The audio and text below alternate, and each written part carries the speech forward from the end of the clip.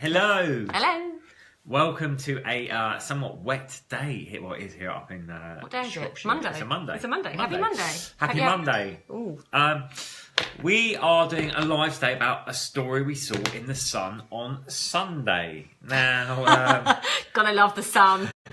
I have to admit, I didn't actually buy The Sun on Sunday. You did. I saw it. I saw the front. I was amazed it was actually the front page story. So if you missed it, you can still see it online. But the story is basically a girl called Scarlett Moffat who was on Gogglebox, I think. Yeah. I'm not terribly up on these people.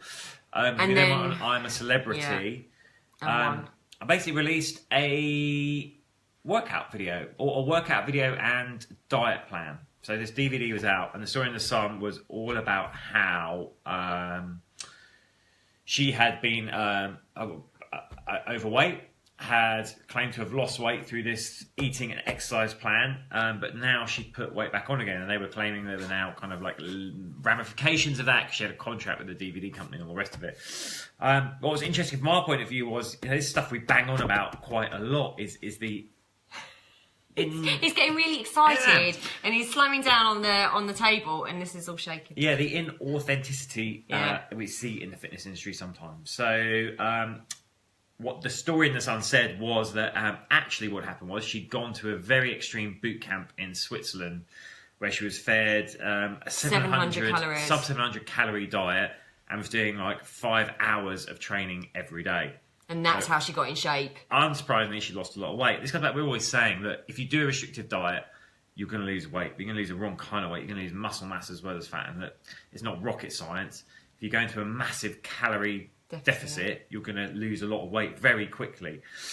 2 points here, I think. And one is like, obviously the story in The Sun was kind of driven by the, I guess, the failure of honesty about she'd achieved the way she looked through this method in the DVD when actually she'd gone to a different environment and a very different eating plan to achieve it. And the second point was that she'd then now started to put on a lot of weight again. I think she's being sued. I mean, they're looking at, and there's been a legal battle going on for the last month. Which we don't want to get involved in, so we're being very careful about what we're saying. Yeah, we are being careful what we say, but I also think, it did highlight that whole kind of faddy diet and some of the DVDs, this is really important to say, so some of the celebrity DVDs that are out there are fantastic and they're very, very good. I don't choose to follow them myself, but I know that other people have and really highly rated. So I'm not saying celebrity DVDs are bad. It's just when that kind of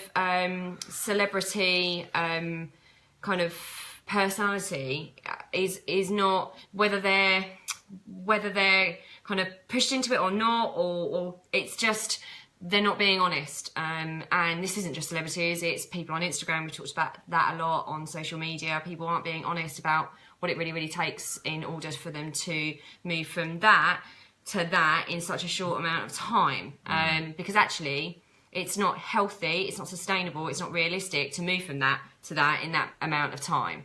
I do feel like they've singled this person out, this poor girl out, because we know and we follow all this stuff because we're in the industry, and it does happen a lot where celebrities put their names to these faddy quick diets and exercise programs. They put their name to it and say that's how they got to where they got to, and we know from what we know, so it's not real and it's not true. But I do feel sorry that she's been singled out.